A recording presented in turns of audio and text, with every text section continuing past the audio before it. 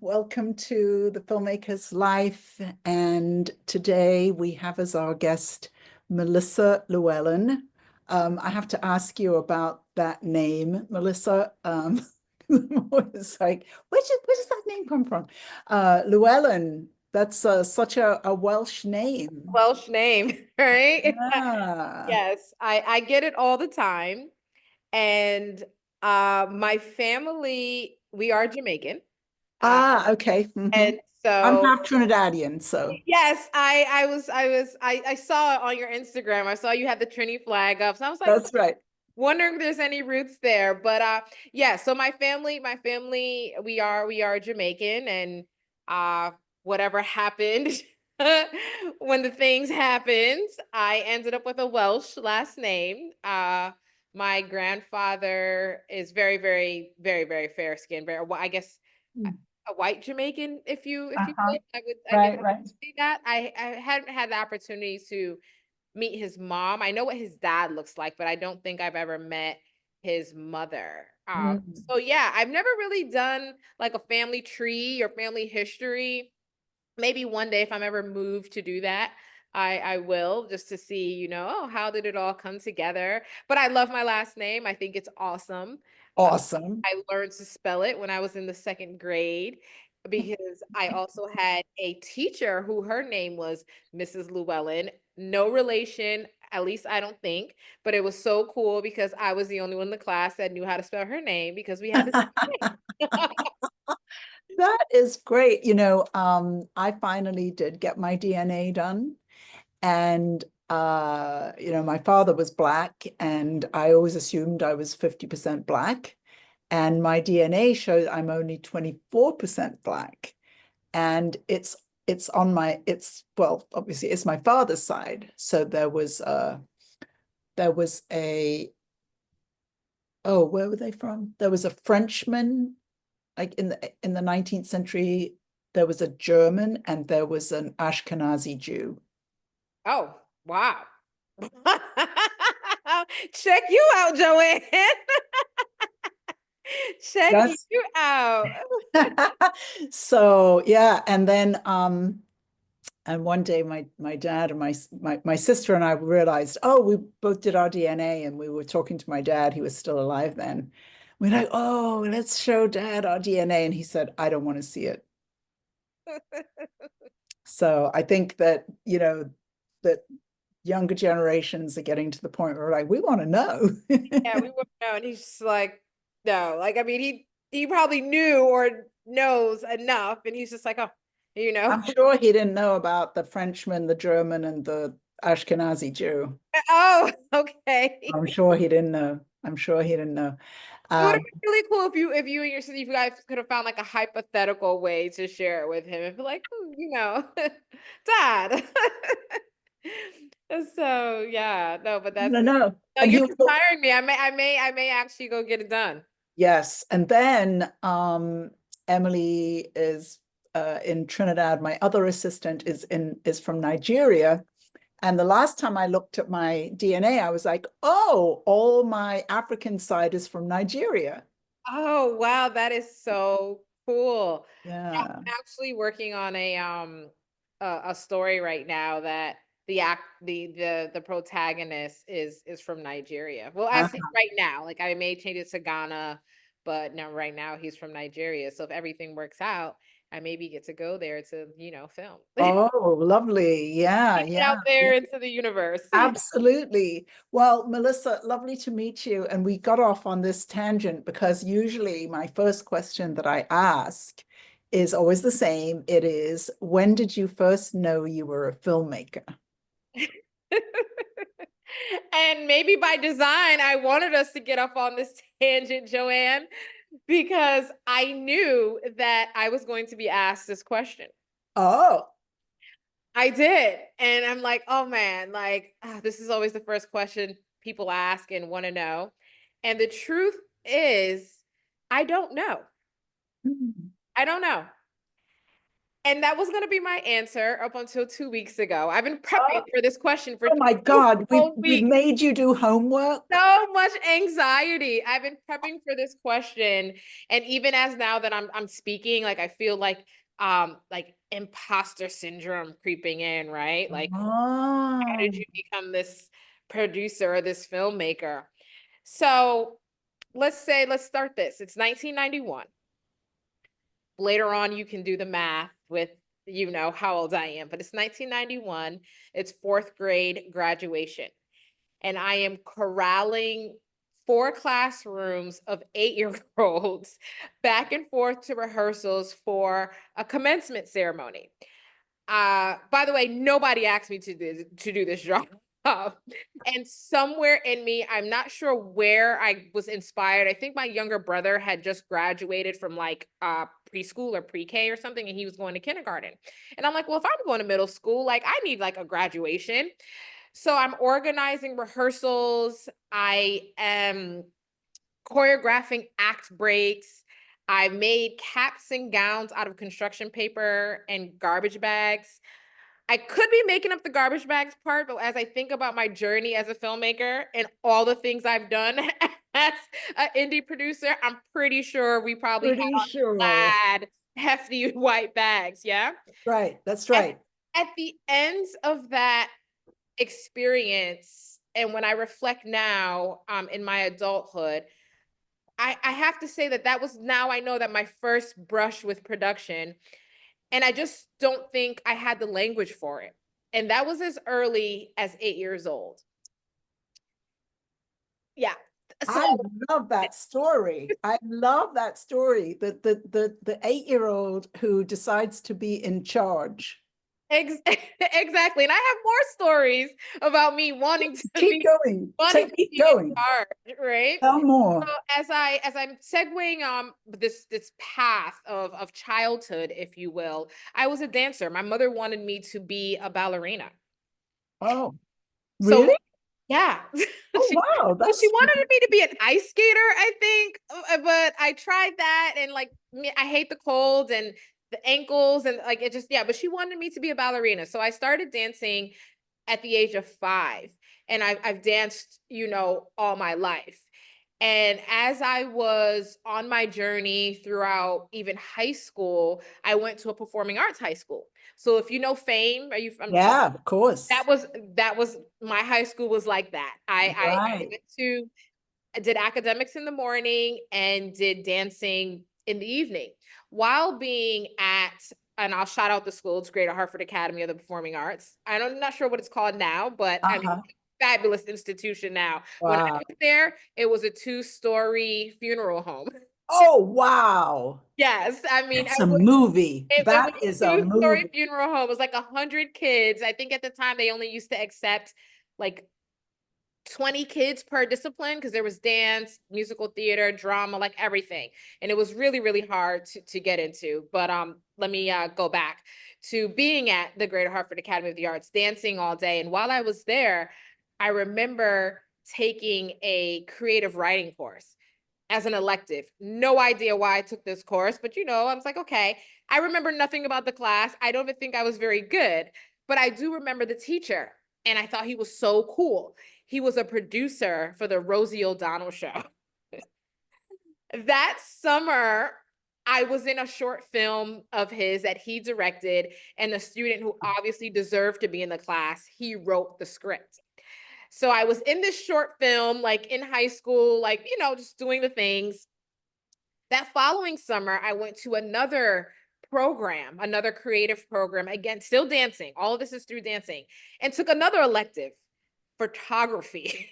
And I Mm. remember being 16 years old in a dark room and pulling the string to expose the film and seeing the images come to life, not knowing that 20 years later, I would be a filmmaker.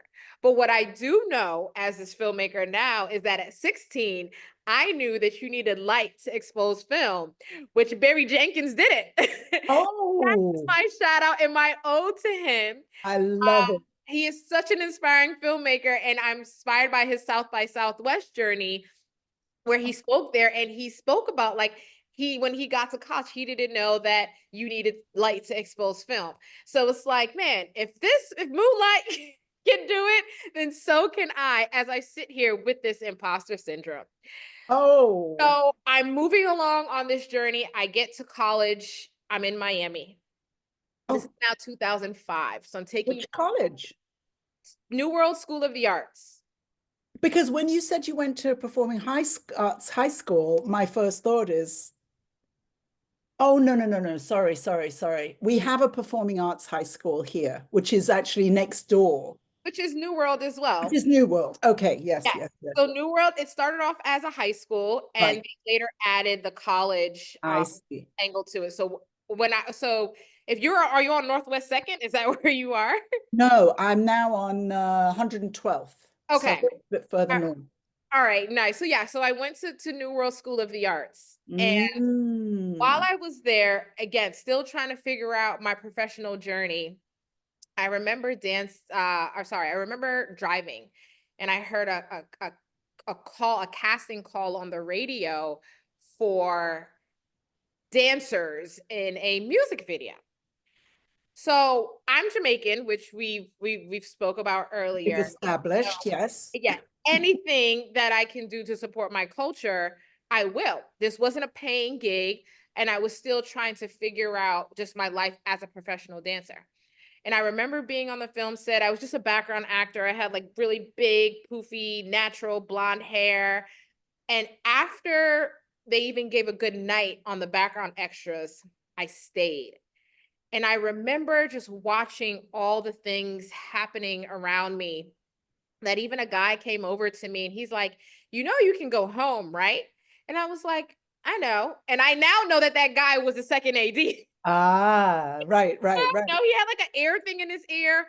But I remember the organized chaos, just everything that was happening around me. And just like in 1991, I didn't have the words for Right, what I just right, experienced, but it was just electrifying, like the energy around it. I was like, man, this right. is so cool. And when the director called, it's a wrap at 6 a.m., that's when I left the set. And even then, I'm like, wow, that was like pretty cool. Like maybe I want to be like a dancer or choreographer or something like that. Still couldn't figure it out. I moved to Jamaica. Shout out to all the women Oh, living in the Caribbean. yeah. Jamaica in 2005, still on my journey and quest to become a professional dancer. And I'm dancing with the National Dance Theater Company of Jamaica. I'm touring, I'm teaching dance on the side, and I answer an ad in the newspaper for a recording studio assistant or something like that. I meet with the young lady. My schedule's way too busy for me to take this job, but she hands me a CD and she's like, "Well, I'm a music video director. You say you're a dancer. Do you choreograph?" And I'm like, "Yes, yes, Yes, absolutely yes." She said, "So you know what yes. the latest dances?" And I was like, "Yeah, I can do everything." So I take the CD from her. A couple of months later, I call her like, "Hey, what's going on?" She's like, "Yes, the project is ready. We're just waiting on the money." I go to the studio, I'm running the rehearsals like nobody's business. Again, my little 8-year-old self, always wanting to be in charge. It's even where her dad is like, "Who is that girl? You know, we got to get her down here to whip these people into shape at the studio." And she's like, "Well, Daddy, well, that's kind of how I met her. She was supposed to work here, but she's just way too busy." He's like, "No, we got to figure it out. We need her here." Long story short, like she kept pulling me away from the studio to now style her music videos and her commercial projects because she was so impressed by the way I styled the dancers for the shoot. And if anyone knows the arts, like dancing and wardrobe styling is synonymous. So now Yes, I'm a costume designer. right. But still, I'm still in front of the lens. I haven't quite segued over, but she kept pulling me away. And every time she needed a wardrobe stylist or a costume designer, I was there. Whenever she needed a PA, I was there. And when she needed a producer, I became that. And that's the moment that everything pivoted, and all of in film we call like breadcrumbs, right? When we're foreshadowing, all Right. of the breadcrumbs that I experienced throughout my life since the fourth grade finally made sense. Uh-huh. And that is when I became a film producer. And I Right. started in music videos, segued into commercials. I left Jamaica in 2013, again, just on a quest for the hunger for wanting more. And I, Wait. I just have to slow you down. So I'm always interrupting, excuse me, but no problem. so I still am seeing the 8-year-old with the garbage bags. I really thought that was great. Um, my earliest memory that I know I was a filmmaker, when I was about 5, I would have dreams about cowboys and Indians. And at the end of the dream, it would say, the end.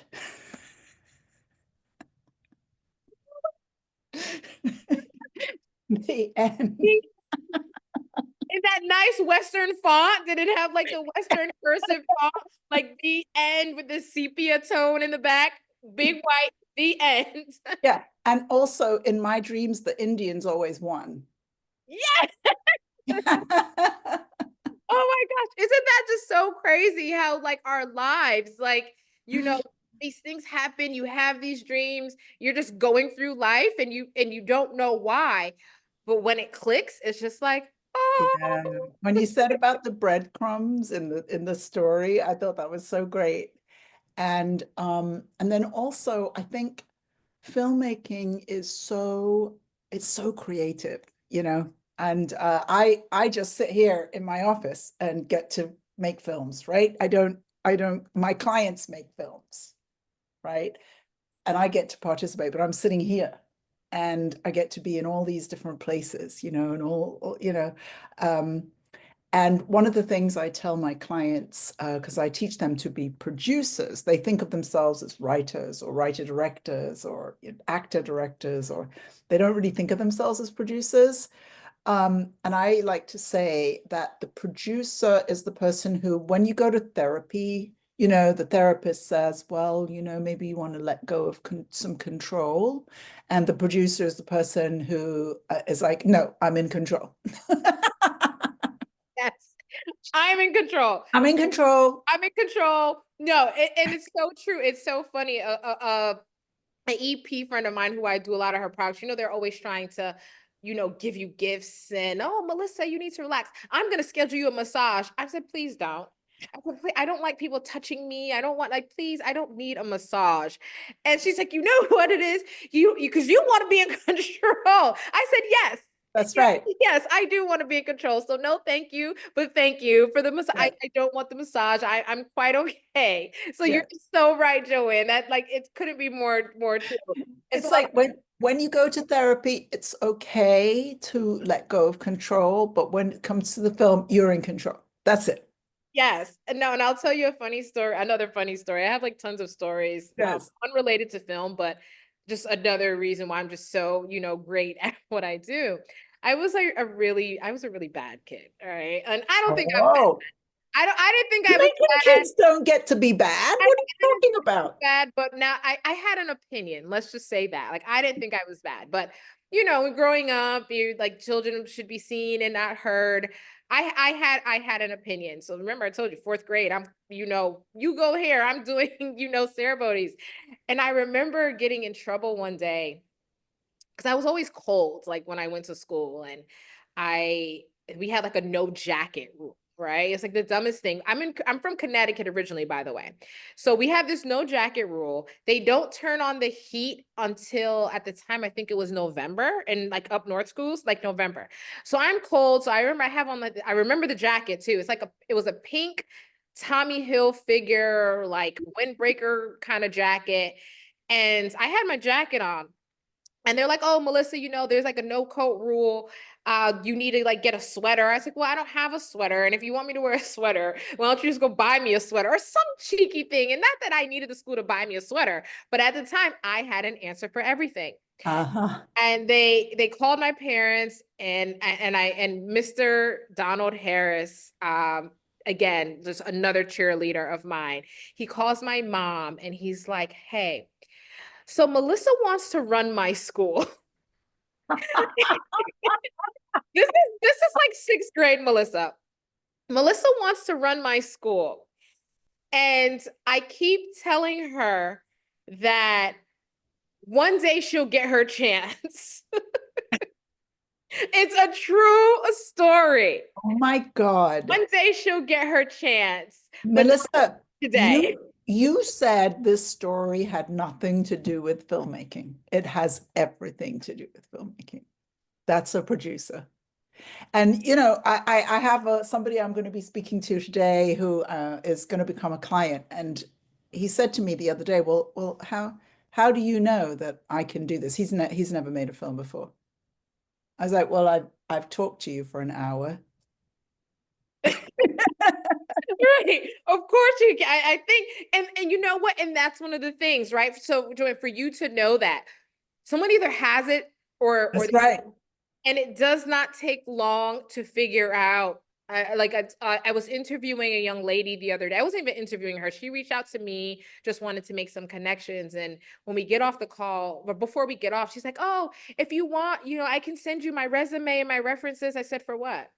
I just sat here and talked to you for an hour and a half. I don't need to call anyone. I don't need to call anyone. I already know you can do the job just based on the stories you've told me. I know you know what you're talking about. You've been through every experience that a producer goes through, and you've lived to tell this story. You're That's talking right.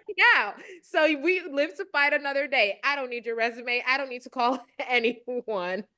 So Right. you're yes, absolutely right. Like you either have it or you don't. And when you know and you find again the language for what it is you're doing or your quest is, when it all comes together, it's really magical.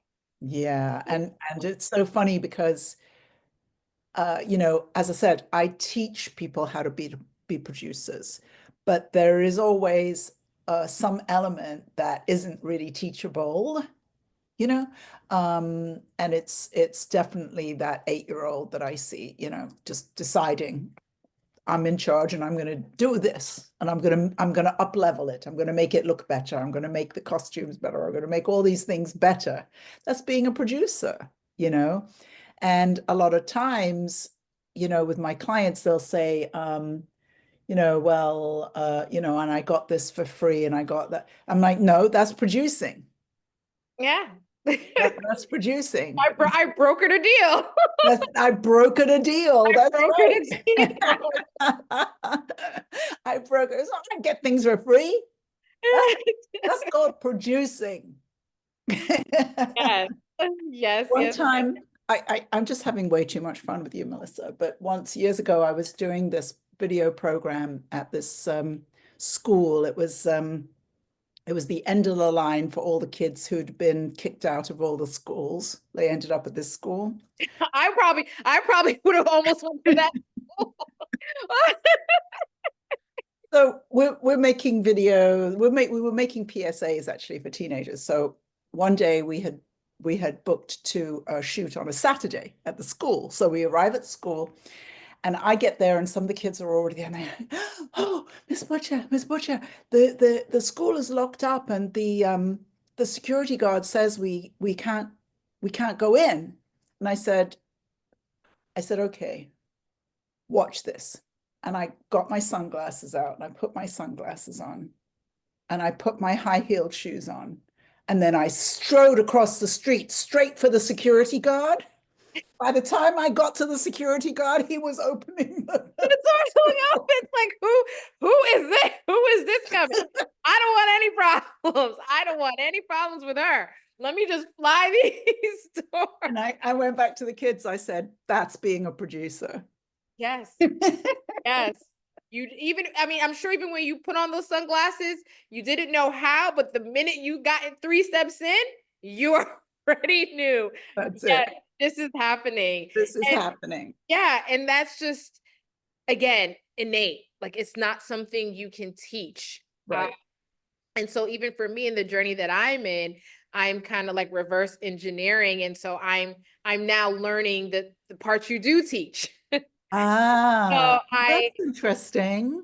yeah, so and again, it's my own my own, imposter syndrome, because you always get the question as you start the podcast. So how did you become, or where did you go to school, or how did you? And so I'm just so tired of getting asked that question. It's like, no, I learned at film school on the ground. I cut my teeth on music videos.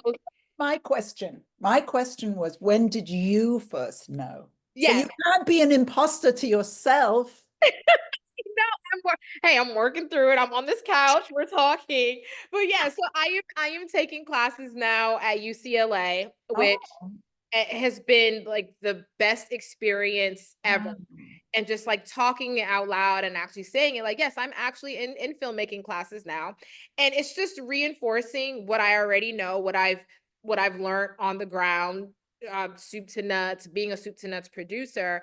But it's great to reinforce the information and to know that, oh, I got this. Like I'm doing this correct. I like, I don't even need this class, but hey, I'm here. I'm, hundreds across the board. I'm nailing every assignment, and it feels great. Like it feels good to know that I've put in the work and I've applied myself, and now just to do it in this way in reverse after having the hands-on experience it has been just a phenomenal journey, and has even unlocked skills that I didn't think I had, or maybe I suppressed. Because remember that creative writing class I told you about? I had no Yes. idea why it was there. Ooh. And as you talk about your writers who are, you tell them like, no, you are a filmmaker, you are a producer. For so long, I would show up in meetings and say, oh, well, I'm a producer. I have no desire to be creative. Like I'm strictly here to be either your line producer,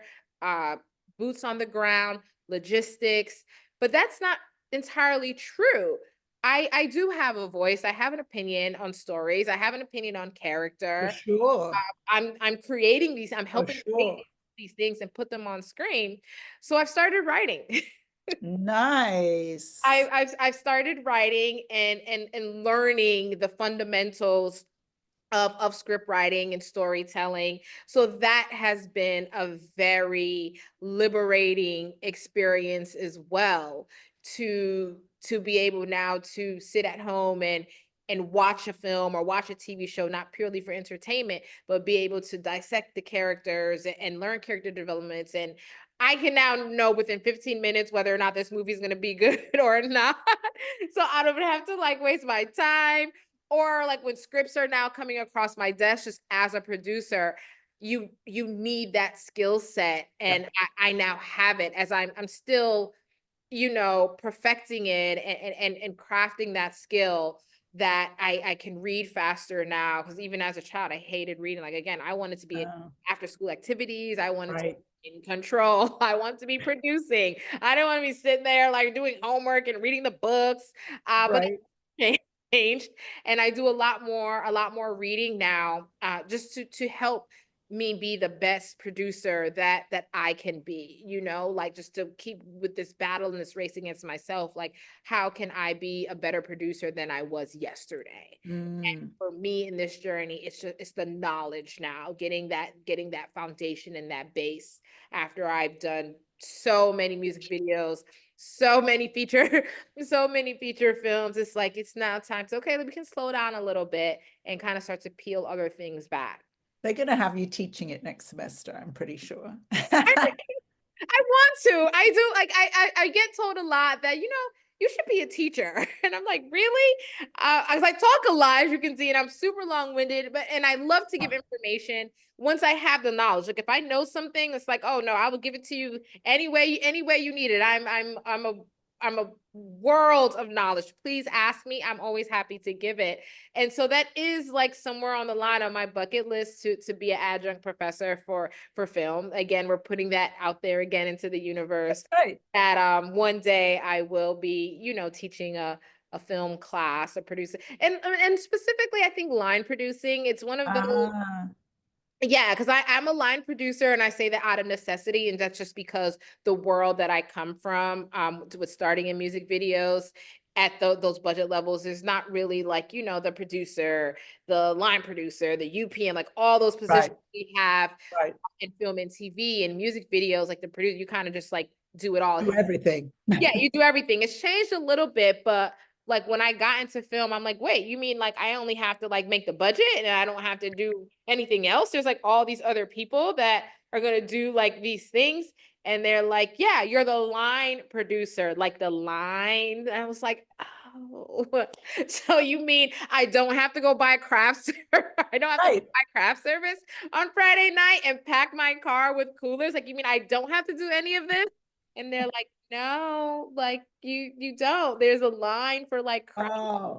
craft service. I'm like, oh, this is great. So When when did you make your first feature film? What was that transition like?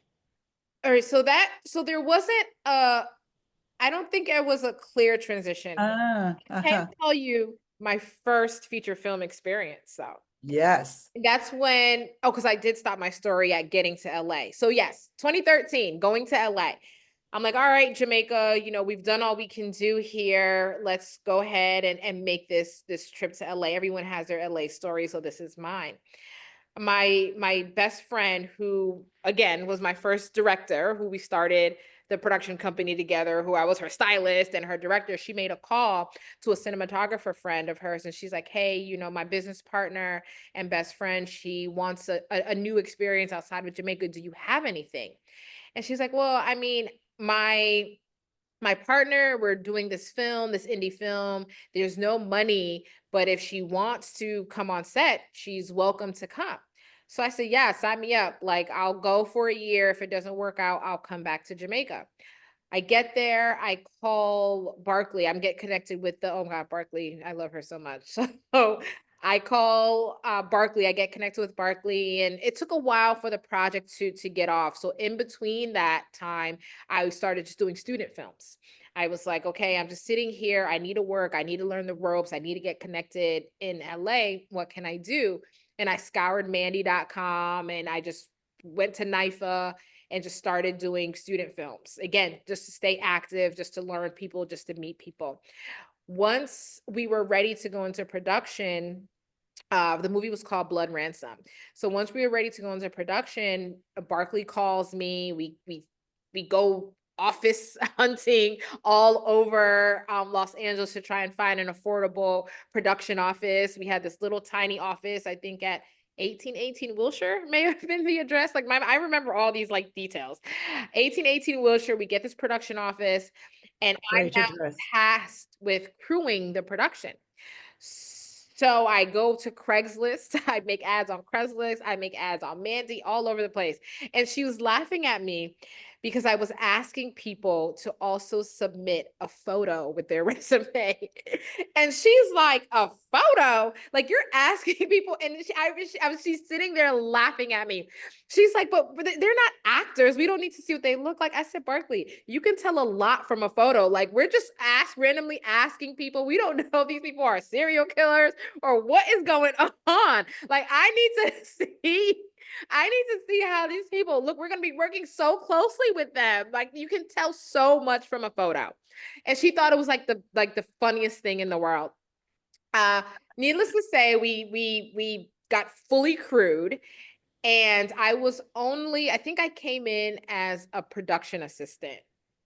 And I can tell you that by the time the production wrapped, like, I don't want to say anything bad, but by the time the production left or wrapped, I have my first UPM credit. Again, it just goes to speaking again, like producing, you either have it or you don't. Right. Right? And just the tenacity that you need, especially on the independent film level, is like no other. The resourcefulness that you need is like no other. Like, you can't pay to be resourceful, you know, and it comes from maybe like my survival mode, or being in survival mode as a child, like always having to figure it out, always wanting to do so many things and not having maybe the luxury of a ride, or you know, okay, well, you know, I want to be a cheerleader. Mom can't bring me because she has to work. I'll figure it out. I'll walk. I'll ride my bike, and you know, just small things that seem so insignificant at the time It's just building those resource skills. Yes, I love that. I How are love you going to that. figure it out? That constant, just critical thinking skills. Critical thinking skills in school, ace those. You have to do all those tests. Ace That's those, great. ace those every time. And that's what producing is. That's what filmmaking is. It's being able to figure it out, all before lunch. Yes, I was given the nickname Miss Something Out of Nothing. Yes. That's Oh, that's you need to put that on a t-shirt. Something out of nothing. And like with the little sunshine, we used to have those like sunshine face, like little Miss Messy here, like little Miss Something Out of Nothing. Oh, Joy, I'm gonna make you that shirt. I'm gonna make you that shirt. Like, no, it'll be so cute. Oh, I'm gonna make you that shirt. Oh my gosh. it's what filmmaking is. Yes. Somebody has an idea, and then they take that idea and they turn it into a script, which is the blueprint for making a movie.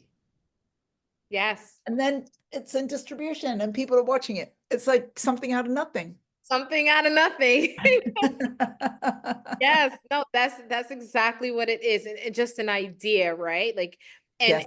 as I'm on this, now writing journey and I'm watching a lot of talks and listen to a lot of podcasts on other writers and things that inspire them. And even recently with the movie Sinners, when you listen to Ryan Coogler talk about how he made that movie, definitely something out of nothing. Obviously, his brain is, but when you listen to the details that seem so small at the time, right? Just music, Mm, missing his uncle's funeral, like mm. those small human experiences creates a masterpiece. Yes. Creates a It's masterpiece. funny, Ryan Coogler, I am not a Marvel fan at all. I can't follow what those movies are even about.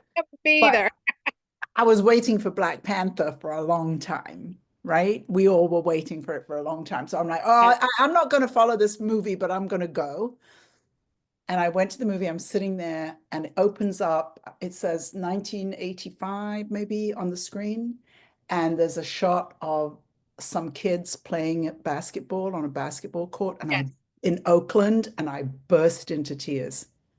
Oh, That's how moving his work is.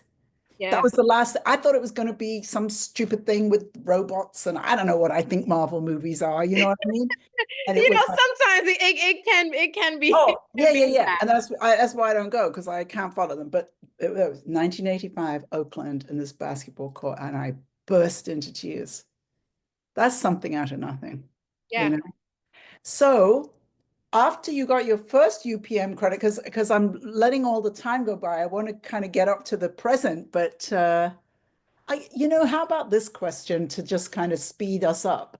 How did you transition from making your own first movie to working with BET, or did you go through that process? So I didn't go through Oh, that you process. didn't. Okay. Okay. So again, Joanne, we're working in reverse. Yes. Working in reverse for this. Yes. We're gonna Yes. get to my own projects in a little bit. So after my first UPM credit, my first feature, Blood Ransom, I was all music videos, like Oh, music videos. uh-huh. Like when I tell you I cut my teeth on music videos, I Right. cut my teeth on music videos. Yes. But I took a break. Let's talk about the break you have to take. I took a break after just getting burnt out.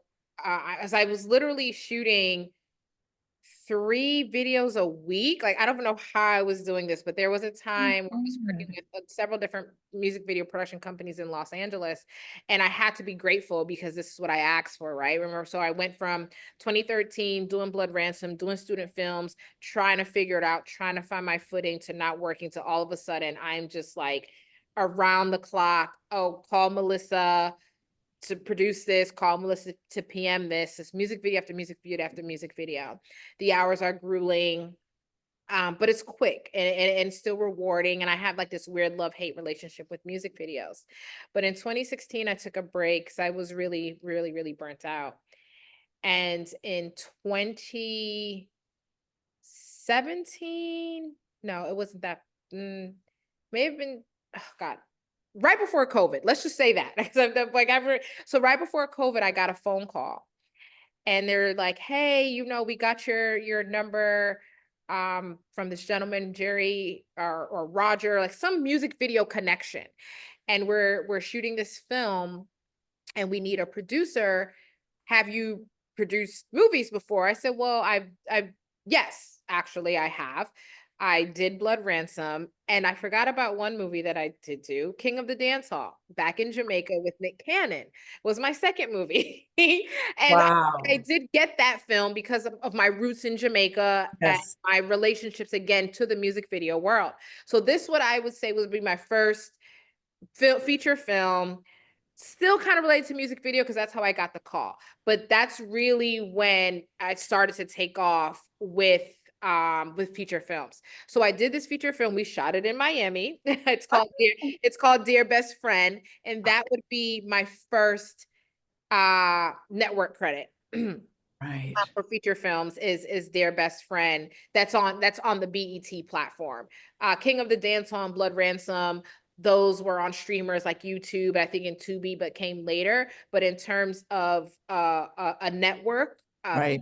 BET would be Dear Best Friend when I got that call right before COVID or right in the middle of COVID. That was my first project out of COVID or in COVID or whatever we were doing, where we were all learning how to make a film during COVID, Right. being on set, Right. being able to have 10 people on the crew, which was great for us because it was, I mean, our budget wasn't huge anyway, but it was, I want to say like we made that movie with 10 people because Huh. of through COVID.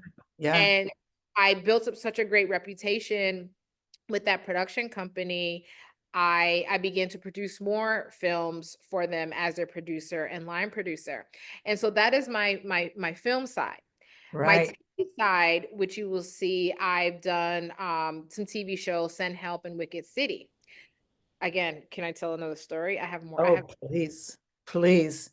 so this is again during COVID time. I get a call and I see this name pop up on my phone, and it's like Jean LEADPA. And so I answered the phone and I'm like, "Hey, how are you?" It was like, "Oh, Melissa, what's good? How are you? Haven't seen you so long. What you been up to?" So I'm like, "Oh, I just finished a feature. It's COVID and we're trying." He's like, "Well, I have, this opportunity. And I remember when you were doing your music videos and I used to PA for you, how dope you were and how you were just so no nonsense and always got it done. I have this opportunity to do a TV show at ALLBLK and I gotta have you on my team." And when he said do a TV show, what did he mean? So he had a pilot that got greenlit by Ah, ALLBLK wow. to produce a TV show, 8 episodes called Send Help. I Wow. had never done, so that was my introduction, if you will, my inaugural into TV shows. I hadn't done a TV show yet, but the thing about this story is that as a producer, like you want to be in charge. And a lot of times being in charge comes with so much, right? But be nice Right, right, right, right. because you never know where people are going to end up. And PADPA. my first television credit came from my PA. Wow. That is fantastic. Because, That's film. yeah, That is because film. he remembered just how of a relentless producer and worker I was, but how I still treated everybody with Right, respect, no matter where you fell on right, the call sheet, no matter what job you were doing. I too also wasn't, too not to roll my sleeves up, right, to be in the trenches, to get dirty. right, And when I got that call, I was like, okay, all right, yeah, we're about to make a TV show. Like they had never made a TV show before. I had never right. made a TV show. I was like, this is great. So This was for All Black. So All Black had never made a TV show, No, or All Black hat. No, oh, they had. Okay, the because showrunners. Yeah, so the showrunners they never produced their own TV show. So so Jean was an actor. And right. I'm actually skipping one part of the story, which maybe this is a good story too. Or the last time I spoke to him, I called him for a job, and he said to me, "Oh, Melissa, I'm not PAing anymore. I'm working on my acting." And I was like, I remember looking at the phone. I'm like, I didn't even know he was an actor. I was like, oh, Right. all right, well, good luck. And I'm sitting at home one day watching Insecure. Oh, And wow. I was like, I know him. Oh Oh my my God, he made it. And I'm screaming, I'm jumping up and down. I'm Oh my God. excited. So yeah, he was a mall on Insecure and had this passion of a story of his own life story that he wanted to tell called Send Help. So he went off, shot the pilot, and he shopped it to All Black. And he was able to secure a deal. And in securing that deal, they ordered, I want to say 6 or 7 episodes, maybe even 8 episodes. And yes, and so I was the person he called when they asked, well, who's your producer? Who's your producing team? So we all, put our resumes together. That kind of also the fake it till you make it. That's like a real thing in film too. And we took the call, I interviewed, and they was like, yeah, sure. Let's She knows what she's doing. knows what she's doing. And and yeah, and so that was my first television credit in whatever year that was. Very recent. Well, it feels recent, but Yeah, yeah. 122. It's funny because when COVID hit, one of my colleagues reached out to me and said, "Are you on Clubhouse?" And I said, "No." And he said, "Would you like to be?" And I said, "Yes." And he said, "Do you want to moderate?" So the first time I was ever on Clubhouse, I was moderating a room with him, who I'd known for years. And this lady, Tanya Kersey, who has since died, but she started the Hollywood Black Film Festival like 30 years ago. And she knew all these people who had grown big careers in Hollywood, right? So, and I'd never met her before. So I get on with her, with Tanya and Ben, and all these people would come and because they were friends of Tanya's, right, for 25 years. And one of them was Brett Dismuke. And so I just remember being like amazed that this guy was talking about starting a new platform. And I'm Yes. like, who does that? I just remember I think he's actually not the founder. I think it's a different Yeah, person. he's not the founder because it is on AMC. Uh-huh. It's on AMC. So when he took it over and it got rebranded as All Black, I mean, he's really the driving force behind it. Okay. Find such great stories, Black stories. And even though and I even hate the term Black stories because they are just universal stories, but the leading characters are Right. Black, African American they're our people is what it That's is. right. It's That's right. all Black. All But black. yeah, so what they've been able to do over there has just been phenomenal. And I have another show over there called Wicked City, which again was another groundbreaking show for them to put the supernatural world with magic and beautiful Black women, right? Like unheard of. Like you have what I think it's the craft. Is it called the craft? Yeah, The Craft. Yeah. You When have I watched it, I was thinking, well, there was that thing when I was a kid, that American show, oh, Bewitched, Bewitched. Yes. which where she does the thing with her Oh, nose. yep. But then there are others where there's like a family. Sabrina. There was also like Sabrina Uh-huh. was the other witch. Um, there's But Charmed as well. You might know. okay, yeah. Yeah, yeah, Again, yeah. I just only But learned all these shows when I started producing Wicked City. But uh-huh. the idea But no, none with black women. none with Black women. So literally to take the idea of our Yeah. dramas when you think of like Girlfriends or Living Single Uh-huh. and or even Sex in the City, when you Right. think of just like everyday Black women or everyday women, let's just take color out, just everyday women with all their quirks, all these things, and then you put that with magic and supernatural powers. Like, I mean, the show was phenomenal. We got 3 seasons out of it. Wow. Fingers crossed that maybe one day, when the, things get better in the economy and just, it can come back. But I mean, the 3 years that I spent on that show, uh, was just amazing. And again, the things that I was able to do as a producer with that show, I have to pat my own self on the back. Like sometimes when I just sit and I think and I watch and I think again, and I just remember just from season 1 to season 3 how hard it was, but I would do it over and over again. I would. Yeah, absolutely. I feel as though I want to take a little break so we can show a clip Emily's got ready for now for a feature film for Incision. Incision. And then we have to talk about Incision because that's my first EP credit. Okay. So shall we show the clip first and then Yes, show the clip. yeah, all right. Go ahead, Emily. And then we'll get the stories.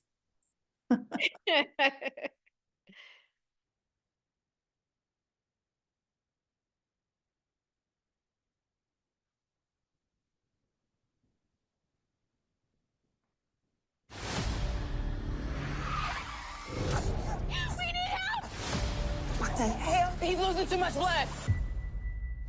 He is the 3rd person this month that's coming here with a missing kidney. Code. 5274. Your interview is scheduled for tomorrow at 2 p.m. What is it for? If you've got the card, you meet the qualifications. Card. Winston will see you now. May I call you London? We need someone with medical expertise. What exactly do you need me to do? Save lives. Our top priority is discretion. What happened to the last person with this job? He became, let's just say, unavailable. You're the new doc? Why is the room covered in plastic? Your job is to remove the organs so they can be sold on the red market. What? I'm not doing that. If you don't do the surgery, say bye-bye to your precious little sis. If anything happens to you or Crystal, here's everything I know. You won't get away with this. I already have. Don't even think about calling the police. We got people on the inside. Get the kidney and the heart. I'm not killing this man.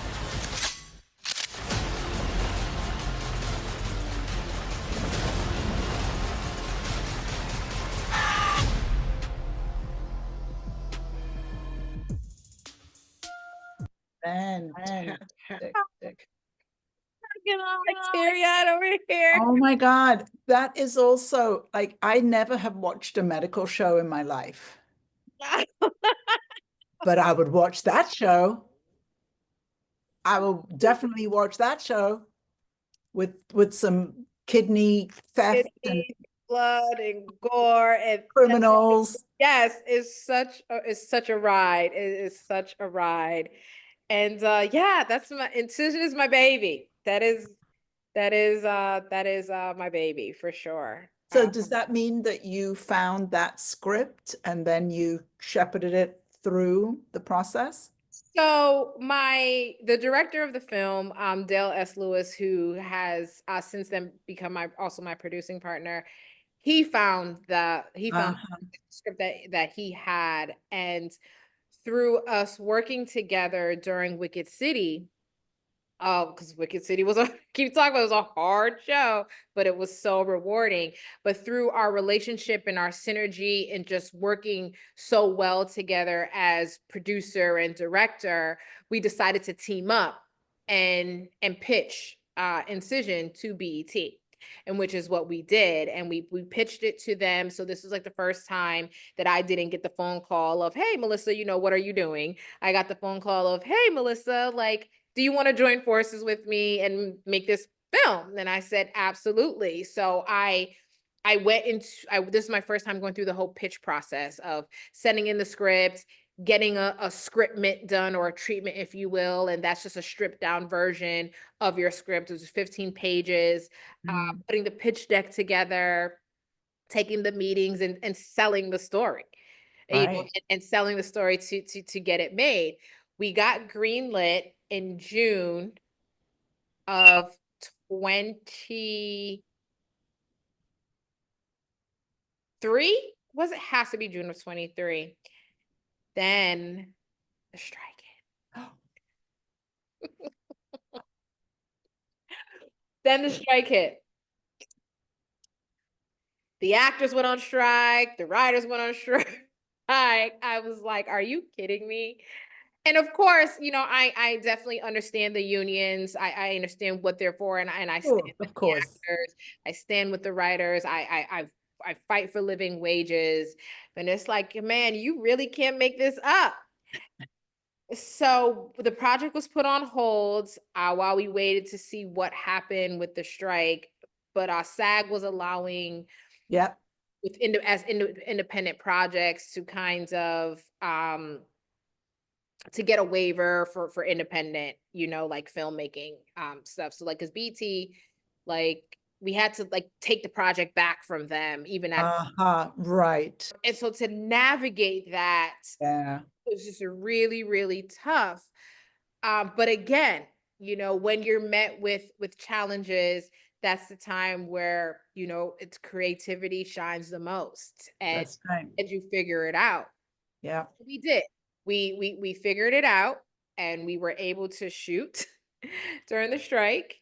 And when a lot of people weren't working, we were working, and made a phenomenal film. Like, phenomenal, phenomenal, phenomenal, for, again, not a lot of money. I'm still waiting for the money to come. I can't wait till I can say we made this film for not a lot of money. Like, when is that film coming for not a lot of money? But it's great. At the end of the day, for me, it's never about the money. I'm like, again, I'm tearing up as I watch it. It's just the passion that I have for it, the love that I have for it, the language that I now have for it, and just this journey that I'm continuing on. And I'm going to double back to a question you had. Well, when did you make your first independent film? Well, all these films are independent, unless it's Yeah. a big studio, they're all still considered independent because they're made by Yeah. smaller production companies that you're now selling, or getting an MG, or getting acquisition to the streamers or to the majors. So I'm now embarking on the filmmaker's journey on a truly independent film, because we're at a time right now where the industry is just kind of doing like this, right? The economy is doing like this. We're in a shrinkage. We're in we're all these things that we don't have control over, but we have to exist in it right now, right? So how do you stay mobile? Like, how do you keep working? How do you stay creative? And rather than going back to a time where during COVID, it's like, oh no, why me? We have nothing to do, or when the phone is not ringing, I was like, you know what? I'm going to greenlight myself. That's right. I have all these scripts that people send me all the time. I have all these resources that I use for everyone else. Like, when they pick up the phone and say, Melissa, can you? Sure, I can. Why not go on this journey for me? Why not bet on myself? And again, many filmmakers do it in reverse. That's usually their first project, their first passion project, is to get out there. But I'm doing it after I've, done the big movies, done the big, like, but I've built these relationships. And now that I'm on the storyteller journey, or this producer writer, if you will, like, I'm not trying to like be this big writer, but like, I'm on this journey to tell stories that I really enjoy reading. So I'm like you, Joanne, like, I wish I could tell you, like, like Scorsese and Spiel, like all these great, phenomenal filmmakers. My favorite movie, I don't know if I said this earlier, my favorite movies are Dirty Dancing, Pretty Woman, and Grease. Oh, wow. You know, Those are my favorite. Like I could watch, if you would say, what can you watch over and over again and never get tired and know every line? Those are my top three. But I enjoy the ones I can watch over again are Bad Boys. Oh, The first one in Miami. yes. And The Other Guys, which is a comedy, ridiculous film. And I don't even like comedy. But that's one of my films that I'll watch it over and over again. And then the other one is when I would go and visit my dad in Trinidad, he would always say, let's watch a movie. And I'd say, oh, what do you want to watch? And he'd say, well, maybe we could watch. And then he would name a film with Denzel Washington in it that we had already watched 5 times.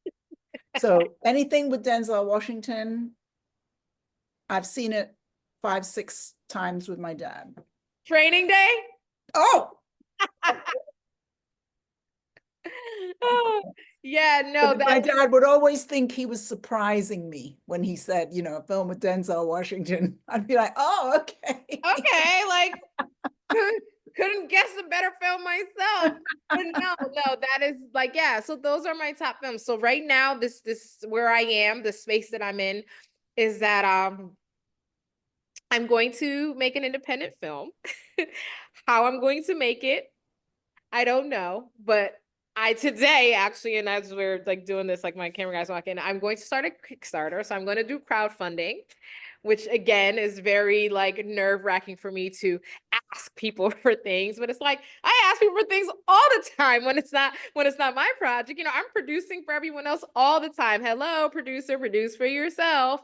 So yeah, so I'm going to embark on this journey to do an independent film through crowdfunding and for the first seed money, look for some private equity. I have a couple of scripts that are on my desk that I would just love to make, like in the same vein as Incision. It's a thrilling ride and just good entertainment. Like I don't have like this big, deep, passionate story or something I have to tell, so I'm crowdfunding for it. It's just I enjoy what I do, and I'm ready to step out on my own, bet on myself, and take this journey this way. And I want my friends and family to come along, and I'm gonna ask them for their money. Like my friends call me, oh, my daughter's on cheerleading, can you buy some popcorn? Or and it's like, you know what, I'm making a movie. Can you give me your $100? Thank you, to help me towards this goal. Melissa, I have now run, well, my clients have run them, but over 40 crowdfunding campaigns. Wow. And you are going to do very well. And I'll tell you why you're going to do really well. Because of all of the years that you've been hiring people. You're going to do very well. Yeah, I definitely believe in that, because I've already started reaching out to like some crew and everyone's willing to help. So the only person right now that is standing in my way is me. That's right. It totally is me. And I had, we had our podcast today, and I said to myself, my hair's already going to be done. My makeup's already going to be done. I have no excuse. So today I'm going to actually film my Kickstarter video when we start.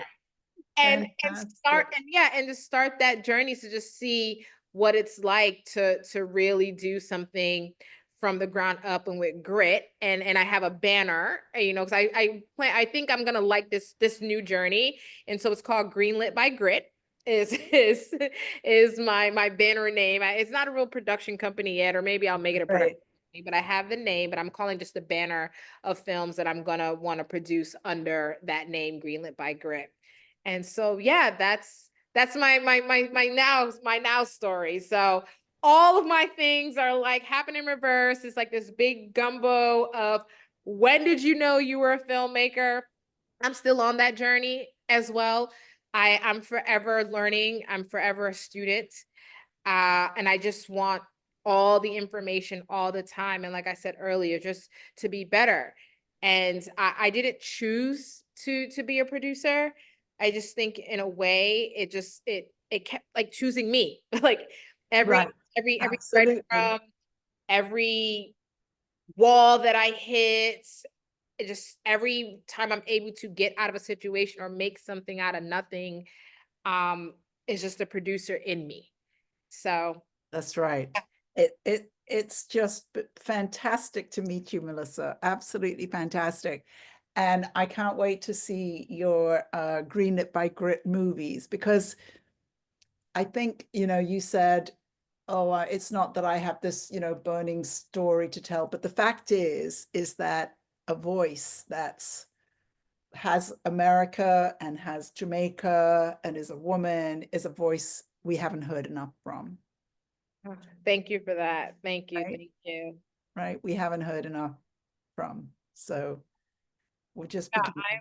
I'm super excited. I'm super pumped to do this and just grateful. And I was speaking earlier with Emily. It's like I don't even know how you found how you found me. Emily she has some kind of secret. I don't know how she does it, but Yeah, and a lot of times and for so long I've shied away from these experiences and from ah, so this is my second time. The mhm. first one was with another filmmaker, uh, Angela White. She has like the master class, and I did that earlier. And I was like, okay, and then I got the email from you, and I was like, okay. I was like, I guess, like, so this is my sophomore podcast. Yes, yes. Oh, Well, and I work with filmmakers who are trying to launch their careers, right? And the way that I help my clients is I help them raise money. I mean, let's focus on the money, let's focus on raising the money. So I think if you think about it now, like, why would we want to interview you, right? right. Why? Because you have shown your path in your career. And what I've learned from doing these interviews is that there's no path that's even remotely like any other path, like your music video experience. But so what you're doing is you're contributing to the knowledge that filmmakers get to have, because I find that there are a lot of places you can go to learn script writing. There's a lot of places you can go to learn directing. There's a lot of places you can learn how to be a great cinematographer, but there are very little places to find out how to produce, and even fewer places that have anything to do with money and business. So you have made a great contribution today, Melissa.